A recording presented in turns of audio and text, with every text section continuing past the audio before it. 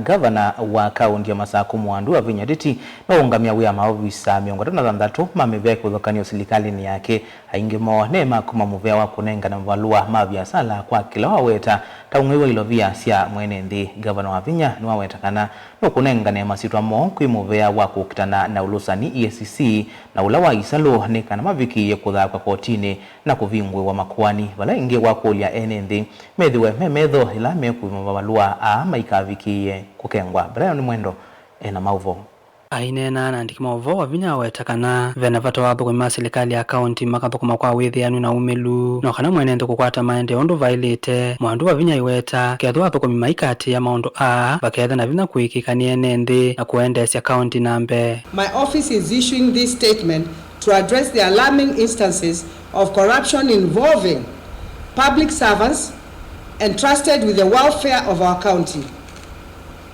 These acts of misconduct not only betray public trust, but also undermine the integrity of our institution and the principles of transparency, accountability, and service that should define public office. This statement seeks to inform the following public of the steps being taken to investigate, expose, and eliminate corrupt practices while reaffirming our unwavering commitment to ethical governance and justice for all. Nikumana nage vala Waweta kana vena maofisa miongo 36 mavikiyete kukonanwa na Ulusani Mivea niyo ya uthukomi na kwambia umunthi Niwaungamya Wia Kunengane mwanya mavikiye kuiko kunikili na makwatikana mavideo mayose wa matambiala mailite makimiao. Despite existing policies and controls, fraudulent activities continue to surface in revenue collection. These fraudulent activities include underreporting of the collected fees, diversion of funds, issuing of fake receipts and permits, among others.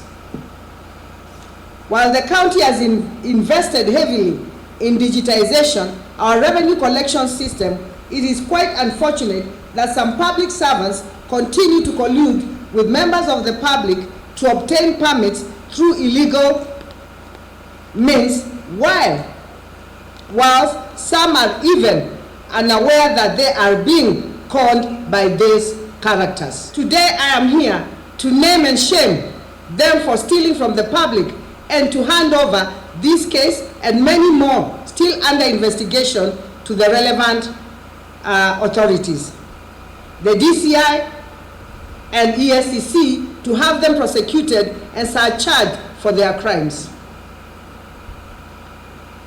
What they are doing is intolerable. We shall pursue the perpetrators until we smoke out the very last of them. For sure, this must come to an end. There is no room for corruption in Machakos County government. The following county staff are hereby suspended with immediate effect. Therefore, will be required to hand over to the respective chief officer and cease transaction and cease transacting any business going forward on behalf of the county government of Machakos. This is because they have been found capable in one way or another in fraudulent syndicate.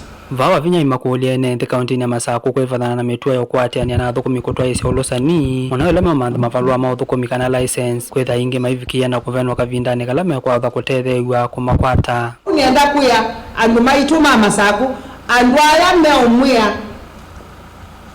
kwa umwia ni meumutethesia kosa license umanwa ina monundu at the end of the day toka twansisia tethia license ila unenganie ni license fake bado ni wibengi bali mundu wali wa kukenga nuko utethesia kosa license iba license yaku no yakishanwa nengwa receipt wikala na license yaku na receipt yaku nikenda ndu ma revenue moka mone license yaku na receipt yaku na siendu idini sio tunethe yesiende aba Masaku. Brian Mwendo, Motongoi TV, Masaku.